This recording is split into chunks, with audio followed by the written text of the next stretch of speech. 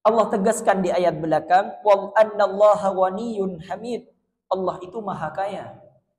Jadi kalau kita memberi, itu bukan berarti kita akan semakin miskin. Allah akan berjanji, Allah akan mengganti apa yang kita beri. Perhatikan, Allah ceritakan ayat selanjutnya. Nyampe? Isa, belum? Nah ini Pak. Ketika sudah Allah cerita, Allah perintahkan, hei orang yang beriman, jangan sampai kamu memberi sesuatu yang tidak kamu sukai.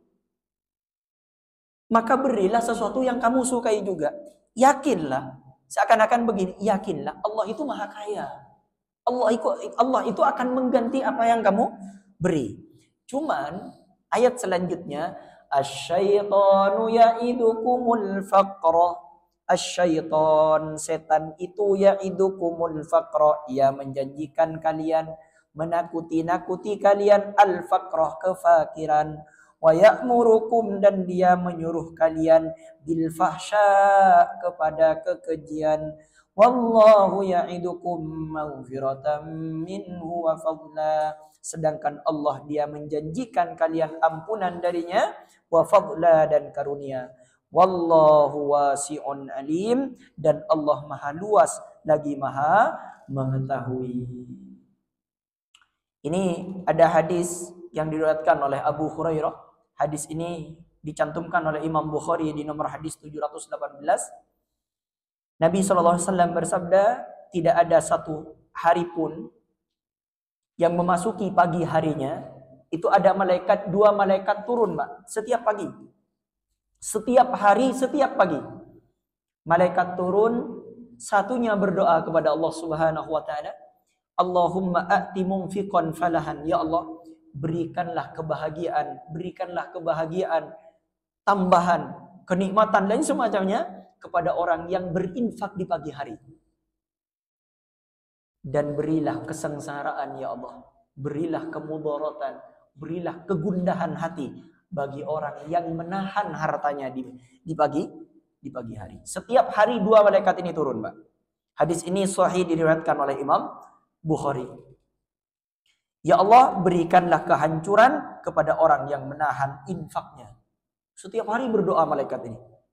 Makanya tadi kita harus yakin wallahu wasi'un alim. Jadi Allah memerintahkan kita untuk berinfak kepada terhadap sesuatu yang kita juga senang terhadap itu. Yang satunya setan membisikkan kepada kita, Makanya dalam Islam bersedekah pangkal kaya, bukan menabung pangkal kaya, Pak. Di Islam bukan menabung pangkal kaya, tapi sedekah pangkal kaya. Yu'til hikmata may yasha, dia memberi hikmah pemahaman Al-Qur'an. Nah, tapi yang dimaksud tadi ayat tadi, kita kan kemarin sudah membahas zakat, Pak ya. Yang dimaksud ayat tadi itu bab zakat. Jadi kalau mau zakat, jangan sampai kita memberi kepada sesuatu yang sudah tidak enak dilihat oleh kita. Karena Allah tidak minta banyak kok dari zakat kita. Jadi berikan yang terbaik. Yu'til hikmata may yasha, dia memberi hikmah pemahaman Al-Qur'an kepada siapa yang dia kehendaki. Wa may yu'tal hikmata faqad utiya khairan katsira, dan siapa yang diberi hikmah yaitu pemahaman kepada Al-Qur'an terhadap perintah Allah, dia faham dan mengerjakan, faqad utiya khairan katsira, maka sungguh ia telah diberi kebaikan yang banyak. Wa ma yadhakkaru illa ulul albab, dan tidaklah dapat mengambil pelajaran kecuali orang-orang yang berakal. Albab itu berasal dari kata lubun. Makna dari lubun itu inti, Pak. Kenapa kok orang yang cerdas itu, yang bisa mengambil pelajaran tadi, disuruh berinfak, disuruh jangan ikuti setan, ya'idukumul faqra, dia mengajak kefakiran, untuk mengajak kita jangan, kan nanti kamu fakir kalau melakukan seperti itu. Nah, kalau kita albab, kita berpikir intinya, Pak, coba, harta ini dari siapa? Dari Allah. Bahkan saya ini dari Allah. Nah, ini perintah Allah, maka tak mungkin Allah memerintahkan kalau tidak ada hikmah di dalamnya. Itulah orang yang diberikan hikmah oleh Allah Subhanahu wa taala. Wa ma anfaqtum min nafaqatin, Dan apa yang kalian infakkan dari suatu infak tadi, an au nadartum, atau kalian menadarkan, min nadrin, dari suatu nadar, fa innallaha ya'lamu, maka sesungguhnya Allah dia mengetahui, wa ma lidh-dhalimina min ansar, dan tidaklah bagi orang-orang yang zalim seorang dari penolong pun. Intubudus sadaqati fani immahi. Nah, ini di 271 ini ada asbabun nuzulnya, Pak.